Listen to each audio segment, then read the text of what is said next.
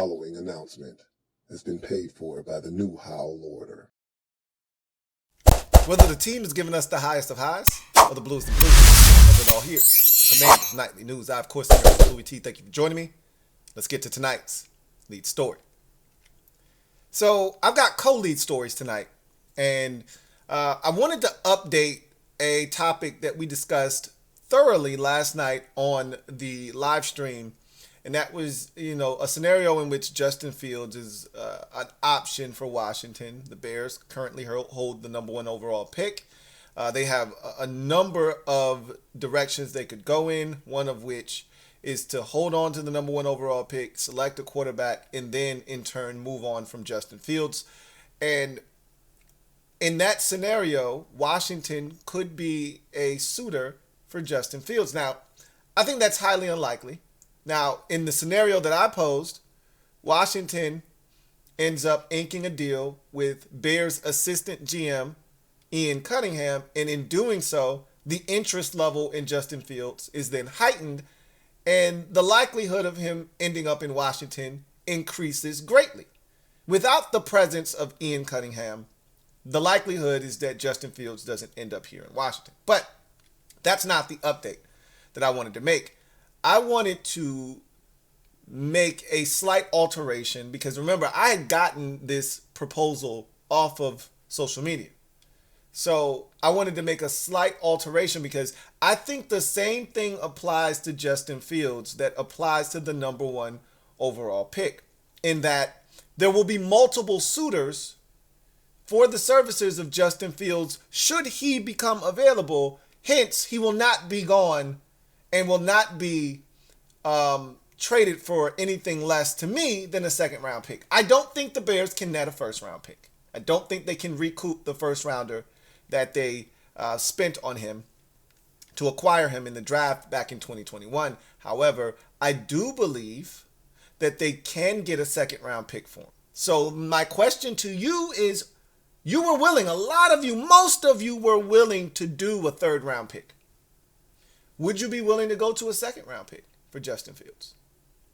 Now the ante has been upped, and let's say that they want their second-round pick back, okay? You're not giving them the second pick in the second round, which is ours currently, but the 10th pick in the second round, which is the one we got in the Montez Sweat trade, they want that back.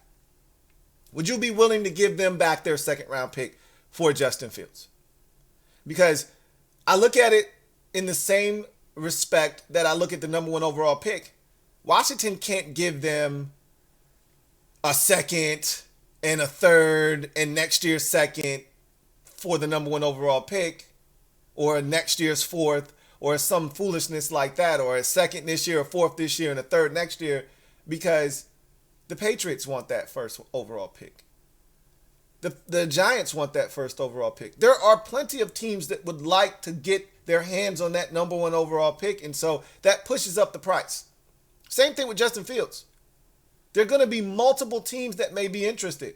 Minnesota could be interested, and they seem like a bit of a long shot, but nobody knows Justin Fields more than the Minnesota Vikings. They see him twice a year, and he's played really well against them this year in particular, but the Steelers would definitely be interested, right? They've essentially benched Kenny Pickett down the stretch here as they're pursuing a playoff spot. Doesn't mean that they've given up on Kenny Pickett, but what it says is that they're not tied to him. He doesn't give them the best chance to win right now. They think Mason Rudolph does, right? The Atlanta Falcons, to me, are the runaway favorites to acquire Justin Fields should he become available. So there are multiple teams that are interested, that will be interested should he become available, and that's going to push the price up, I think, to a second-round pick. So would you be willing to give up a second? The third, I think, is a no-brainer if you're interested. A second makes it a little bit more interesting, but if you're interested in Justin Fields and you really like him, a second-round pick is nothing to give up to find out if a guy can do it or not. What says you? So that was the first of the co-leads. The second was John Keim wrote an excellent article for ESPN that you can find on their site right now that really outlines what to expect from Josh Harris heading into the offseason. And not necessarily who he's going to hire or, what Washington is or isn't going to do, but really just looking at his past history, what he's done in the NHL, what he's done in the NBA, how he's gone about his business. They've actually talked to people in this particular article. You're hearing from people who have worked closely with Josh Harris in the NBA, in the NHL, talking about his ownership style. They even talk about him being in the draft room or in the final 53 cuts process, how he wasn't in the room. He didn't want to put that pressure on the decision makers, but he was briefed on what was going on. And they talked about how in the NBA, he's in the draft war room as that's taking place, but he's not forcing anybody to do anything. They talk about his, ownership style versus Snyder's ownership style and how they vastly differ. And so many good nuggets in this article. Okay, it's about a 7 to 10 minute read, so it's not gonna cost you a lot of time. It's not a difficult read. It's actually a very quick and easy read. I would recommend it if you haven't checked it out. It'll give you some insight as to what to expect. They even went as far as to talk about. John talked about an instance in the NHL where the New Jersey Devils were about a year or two away from really making a serious playoff push, but they still went out and acquired a piece that they felt like was necessary in that pursuit of making the playoffs and becoming a good team. So that's kind of where we feel like we may be right now. I don't know if we're a year or two away. Okay, I've preached patience and perseverance, and the article even kind of lends itself to, hey, the New Jersey Devils didn't make the playoffs 8 out of the first 10 years that Josh Harris was the owner. So don't expect this magical turnaround and him to wave a magic wand and this thing to all of a sudden turn around. But as I've mentioned to you, the NHL and the NBA are vastly different than the NFL. This league is set up for parity. It is set up for a team to go from worst to first. And if you make the right moves, if you press the right buttons and the ball bounces your way, you can go from 4-13 to 11-6 next year. I was going to say 13-4. Let's not get carried away. Okay, we haven't won 11 games since 1991. Let's, as a matter of fact, let's dial it back even a step further, 10-7. Okay, so again, it's a great read. I recommend it. I think you should check it out. It'll give you more insight as to how Josh Harris is going to move this offseason, because, one of the things that I'm fascinated by is we got all this cap space. And normally when a new GM comes in, big moves aren't made. I still anticipate that big moves won't be made this offseason. I've seen so many people's wish lists, so many people's offseason, and it includes deals like Brian Burns and Mike Evans and all these high-priced items. I don't think that's what Washington's going to do this year. I could be wrong.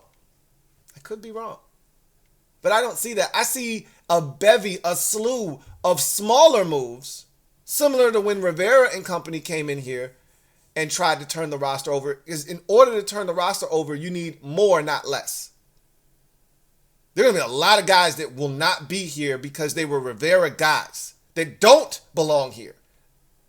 So in order to turn the roster over, you're going to need the draft, and you're going to need free agency, and you're going to need the undrafted free agency pool as well. So anyway, I digress. I think it's a really good read. You should check it out.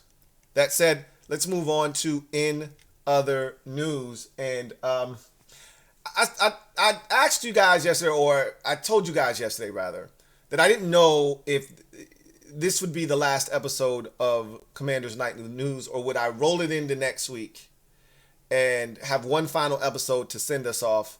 I've made up my mind, and this is going to be the final episode of Commanders Nightly News for the season. Okay, so we will whisk it away today, and we will transition straight into the command post as our offseason gets underway. And I think it's fitting because Ronald and company will be gone Okay, we are now 3 days away, not counting today, but counting starting tomorrow, 3 days away from wholesale changes being made with this organization, and we can't wait.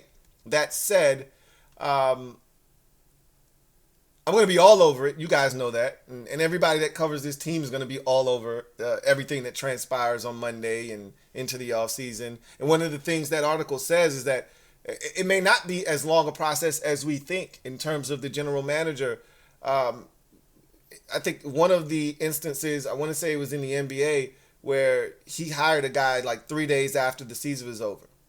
So, again, I don't know if this situation is parallel to that one, clearly, but I've been advocating, or not advocating, I've been projecting that Washington's GM vacancy would be filled late January,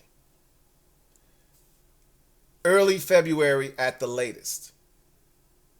If the timeline that was laid out in the article, and it really wasn't a timeline, more so a reference point of what he's done in other places, this thing could be over within a week, right? He's probably already got an idea of the candidates he would like to interview, and it may be a small pool, but we'll see what happens, right? In any event, I thought it was fitting to end Commanders Nightly News for the season with Ronald Rivera getting a bit of airtime, because I've pretty much ignored him for the last month or so, and for good reason. I'm over it. I'm sick of the same old rhetoric over and over again. But he said something today that just it made me chuckle. It made me smile. It made me laugh. And I said, you know what? Bless your heart, Ronald. You fought the good fight. You fought the good fight. And unfortunately, fight's over. And you're going to make it all the way to the end. But clearly, you got pummeled on the scorecards. So you're going to lose this thing in a unanimous decision. Okay? However, I thought it was funny to hear him say that he's been managing this team for 3.5 years, and really only the last 5 weeks he's been allowed to coach. And I laugh because, first of all, you knew what you were signing up for when you came here. Like, one of the things that pisses me off is when someone signs up for something and then it goes in a different direction than what they anticipated, and then they try to play as if they were ignorant to the fact that these are the types of things that could either happen or has been going on and transpiring. Bro, he talked to enough people. I still don't think he talked to the right people. But he already should have known what he was walking into here in Washington. He could have talked to any number of people that would have told him, dude, stay as far away from Washington and Daniel Snyder as you possibly can. And he was so butthurt that he got fired from Carolina and he wanted to jump back in, and Washington was the first team to come calling, and he looked at their defensive line and he looked at the number 2 overall pick and he saw Chase Young and he was mesmerized and he thought he could turn this into Carolina North, if you will. I'll have this defense whipped into shape in no time. They'll carry us. We'll figure out the offense in the meantime, and eventually we'll get a quarterback like we did with Cam Newton in Carolina, and we'll turn this thing around. He ignored the fact, though, that you're still working for Daniel Snyder and that this is a train wreck. And no, he didn't know the name was going to change. He didn't know that the George Floyd tragedy was going to occur and the murder of George Floyd was going to take place, and this whole entire movement was going to be started. He didn't know that that was going to happen. No one could have predicted that. He didn't know COVID was coming down the pipeline and that everything would change and nothing would ever be the same, and that Daniel Snyder's reign of terror was going to be coming to an end here shortly. But before that happened, you're going to get all these stories that that have to happen in order to push his ass out of the door. He didn't know all of that, but he did know that this was the worst situation in the NFL and that this was the most toxic ownership group in the NFL. He did know that. And he did know that he was being handed the keys. Why? Not because he was competent to be a coach-centric head coach in this league, but because the owner didn't want anything to do with all of the allegations. He didn't want to have to be the face of this organization. He needed someone to be able to take the bullets.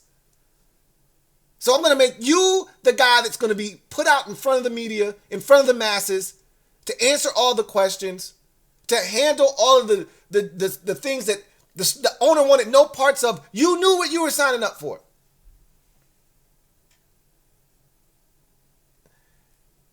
But then that's not the worst part. Because some of the things that transpired, Ronald couldn't have known this is what he was walking into. You know, again, he didn't know the name was going to change. Right? He didn't know that was going to happen. He didn't know he was going to get cancer. Right? He didn't know all of the things. He didn't know all those articles were going to come out about Daniel Snyder. He didn't know that he was going to have to go through yet another ownership change. He had already done that in Carolina. He didn't know all of those things. Here's the part that's extremely funny to me. Is he claims he's been managing for 3.5 years. Managing what exactly? Not the games, clearly. Okay? Clearly you haven't been managing the games. Clearly you haven't been managing this culture that you so supposedly created here. When you've got players like Jahan Dotson saying, we need a culture change because we need to be concentrated on winning. Montez Sweat leaves and says, hey, dudes were out for self. They were just trying to make it to the finish line. Dudes weren't playing for one another. So what were you managing? Exactly.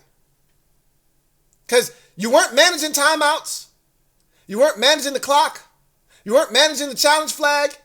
You weren't managing anything that had to do. You weren't managing when to go for two. You weren't managing anything that had to do with the actual game. The locker room sucks.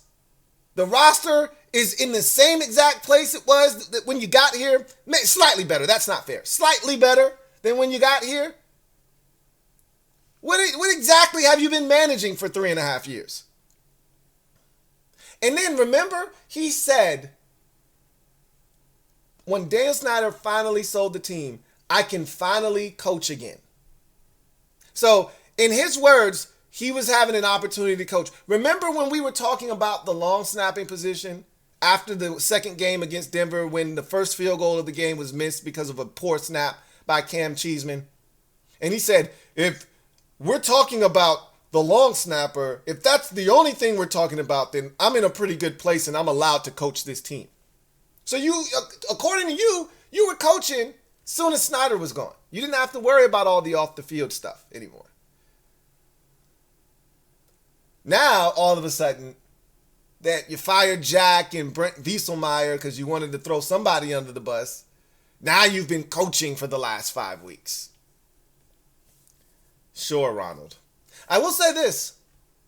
The defense has been better the last 5 weeks. It's still giving up a bunch of points. But some of that, too, is the offense. Turning it over, going 3 and out, not putting the defense in great positions. Look, this defense isn't great. And they're still allowing the other team to march it up and down the field. But they're getting better in the red zone. They're forcing, like San Francisco, I thought they were going to come in here and run us slam over. And the defense fought for 4 quarters. They really did. But at the end of the day, Ronald has been a caricature here, specifically the last 2.5 years or so. You know, the first year and a half felt like a honeymoon phase. You know, you go to the playoffs when you had no business going in that first year. He had cancer and he overcame that. And he won the division and everybody, Ron's playing. I'm all in on Ron. And, you know, this shit is feeling like, okay, we got a shot. And then year 2, he tries to go out and get a quarterback, swings and misses on Stafford, swings and misses on Rodgers, and has to settle on Ryan Fitzpatrick. Okay, I get it. Nobody wants to come to Washington. I'm not surprised nor shocked about that. And even with all of the shit that was going on, to rally back from a 2-6 start that year to get to 6-6 with 5 division games to finish up the season before COVID really set in on this team, which we avoided COVID the first year when it was at its peak, and to see it finally ravage our team when we needed our team to be a whole the most was just mind-boggling that it would get us at that time. But it did. And it really impacted us down the stretch. But you said to yourself, hey, this team fights for Rivera. So after that second year, you're thinking, okay, all right. Heineke, they bring in Wentz, you draft Jahan Dotson, you get Brian Robinson Jr., you got all this stuff now that's starting to go in your favor, you're feeling good, and I thought it was that year, year 3, that really started to show his true colors, what he was as a coach, that he was mid. We lost games that season that we shouldn't have lost because Ronald simply wasn't good enough as a head coach. It started early that season, right, where we didn't challenge in the Philadelphia game, that first Philadelphia game, right? That Tennessee game, he mangled the clock at the end of that game, which cost us an opportunity to be able to run the football there after the Terry pass interference. And if Terry doesn't make a Herculean effort to get out of bounds, we're not even in that position. We probably lose prior to Terry getting the pass interference and the ball down to the 2-yard line. He mangled the clock so badly in that situation. He managed the game poorly the following week against Chicago, settling for a Joey Slide like 52-yard field goal instead of going for the kill shot and ending the game. Slide misses. He probably should have just punted, to be honest with you. You expect Slide to make that kick, but it wasn't worth it. The Bears had done nothing on offense all night. You don't want to put yourself in a position to lose. Make them drive the length of the field. They need a touchdown. They don't need a field goal. Make them drive the length of the field with no timeouts.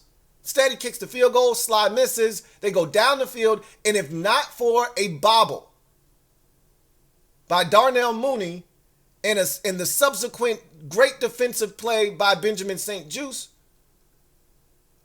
hell, if Justin Fields doesn't miss a wide open tight end, what are we talking about? The game's over. He had a wide open tight end for a touchdown and he overshot him by 20 yards. We should have lost that game. Ronald botched that game 6 ways to Sunday. And it was that season where I realized this guy is ass. But we did the little streak thing again, got hot, made it interesting, turned our season around, got to 7-5. And the rest is history. And then obviously what he did in the Browns game was grounds for termination. Had there not been an ownership change on the horizon, that was grounds for termination. Anyway, I said all of that to say this. He deserved this block of time that I carved out for him. He spent 4 years here. He left us with a number of different quotes that will live on in infamy forever. Who will ever forget the good old classic tune of interesting versus important? One of his biggest hits, Positional Flex. No one will ever forget that one, right? That's one of his biggest hits. I still hear that shit in my head to this day. Ronald left us with a lot of things. Unfortunately, he didn't leave us with a better culture, with a better roster, significantly better roster, and in a better position. We feel like we're in the same spot that we met him in 4 years ago. As I've said to you before, When we met Ronald in 2020, Ronald told us it takes 3 to 4 years to change a culture. The culture, in the words of the Prince of Darkness, is damn good here in Washington. That's what it feels like. Feels like a Bruce Allen damn good culture here. Shit sideways in the locker room. Roster is slightly better. The same 4 guys that were your best players when you got here in 2020, 4 years ago, are the same 4 players that are the best on the roster now. We have 0 Pro Bowlers. 0 Pro Bowlers for the first time since I can remember. We always had a Brandon Sheriff or a Tressway or somebody to bail us out. We always had 1 Pro Bowler, a Trent Williams, somebody. We got 0 Pro Bowlers this year. None. We're on the longest losing streak in the league right now at 7 games, and we're hoping that shit gets to 8.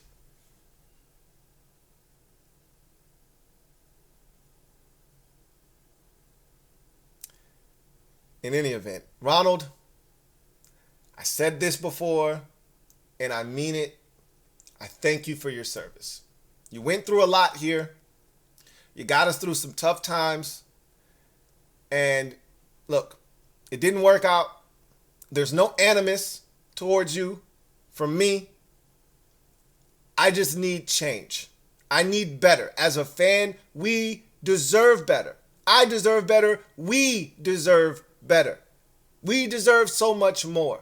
And you, unfortunately, could not provide it for us.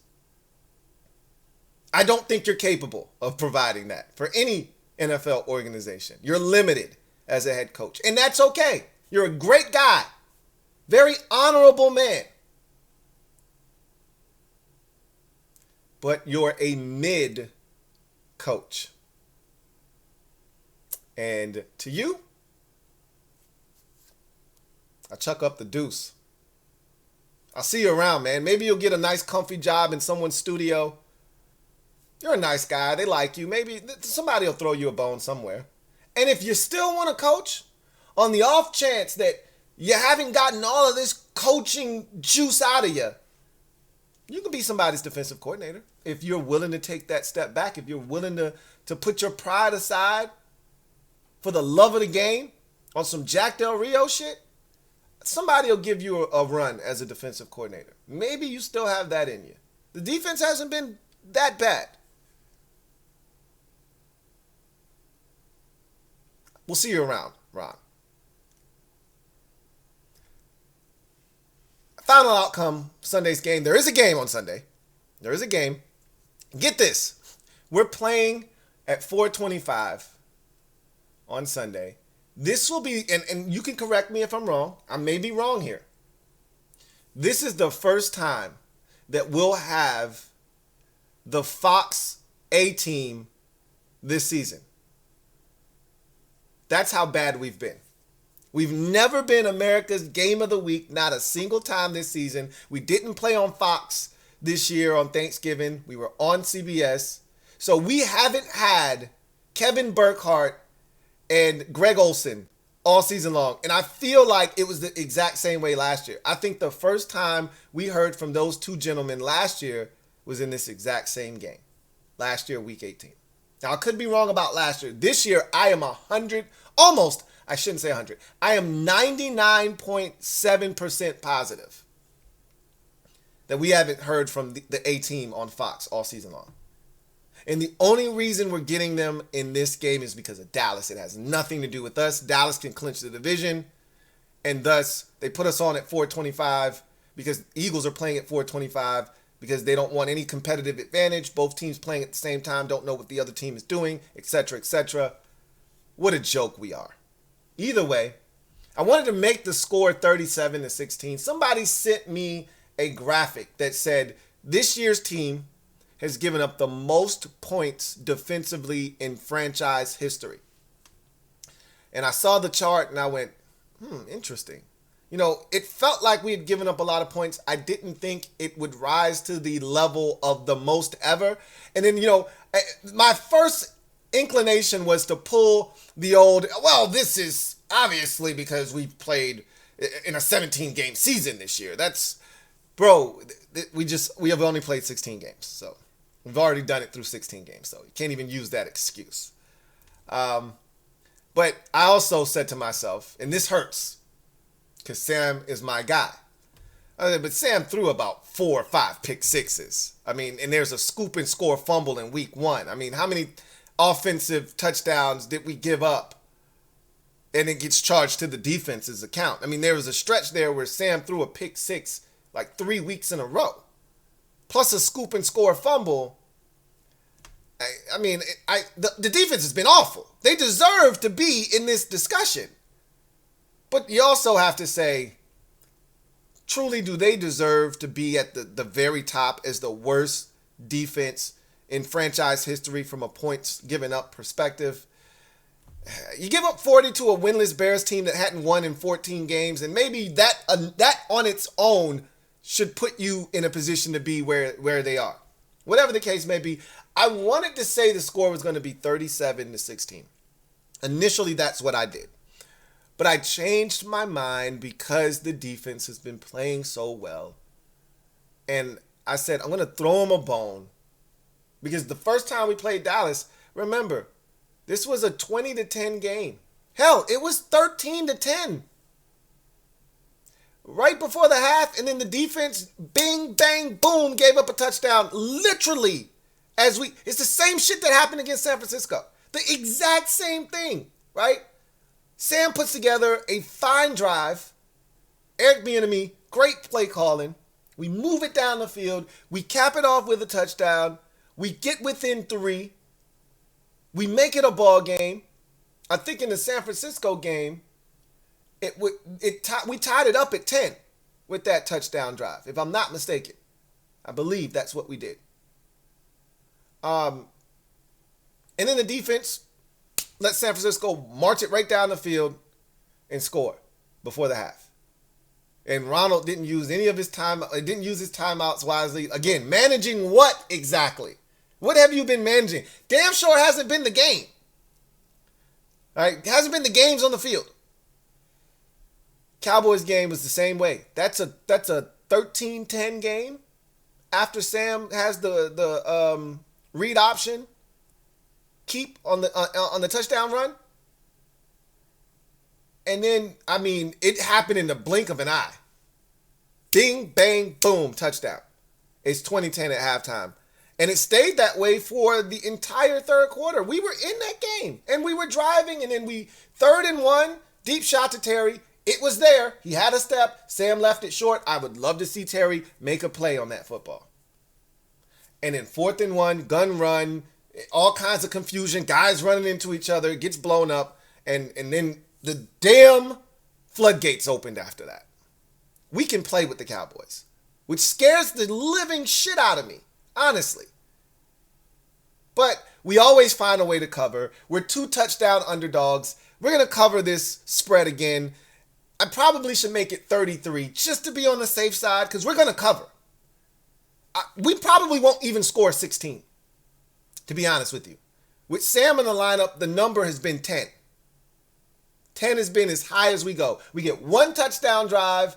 We think to ourselves, oh, shit. And then the rest of the game goes to shit. We'll see what happens. Anyway, I digress. We're going to lose this game. We're going to lose it by multiple touchdowns like we should. We're going to get that number 2 overall pick because New England is going to do what they're supposed to do. And then we're going to start talking about this offseason. That's what's going to happen. You know what it is. We've talked about this already. Terry needs 54 yards. Make it happen. I'm outside for Sam. You know that. But more important than even Sam right now is getting Terry 54 yards. I'm going to be pissed off in a game that means absolutely nothing other than the fact that we need to lose. I will be emotionally invested here. If Terry doesn't get his 54 yards, I'm going to be pissed. I don't need to be pissed off in a week 18 game in which my team is 4-12 and the season's been over for a month and a half. I don't need to be upset. So don't make me upset. Don't piss me off. As a wise man used to say, don't piss me off because you don't want to piss me off. Don't do it. Don't piss me off because you don't want to piss me off. Get Terry 55 yards so we can all go home happy. I know we're going to lose the game. I ain't even tripping about that. Some of you are nervous. Not me. We suck. Now the young boys are going to come in.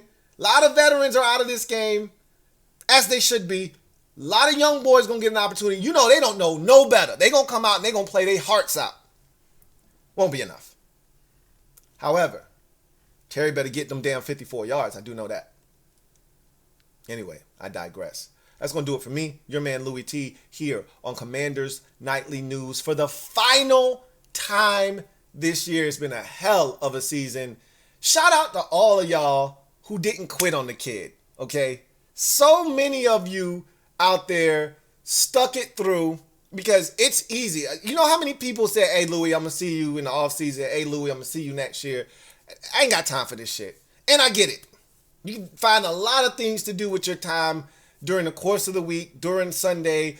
You're not investing any more time in this team. If they're not going to give you a product that you can be proud of, to hell with supporting anything that has to do with the team, including yours truly, right? But a number of y'all said, bro, this is what I do. I eat, sleep, and breathe this shit just like you do, Louie T. I'm going to rep it.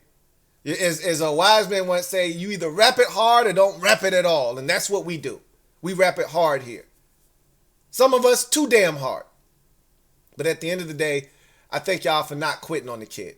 Because that's the easy thing to do, is to quit. When shit gets tough, when you get frustrated, when this team continuously makes you feel like, why am I doing this? The easy thing to do is to just quit. Let the rope go. But y'all saw that I was over here fighting a good fight, and y'all stayed in the fight with me. And I appreciate every single one of y'all. So shout out to y'all. We made it, goddammit. We made it. 3 days. And counting. I'll see you guys on Sunday. You know what it is. I'll see most of you on Saturday. We got football on Saturday. But for the rest of you, I'll see you on Sunday. You guys have a good one. Enjoy the weekend. Take care. Here comes the diesel. Here comes the diesel. There's the snap. Hand to Riggins. Good hold. He's got the first down to the 40. He's gone.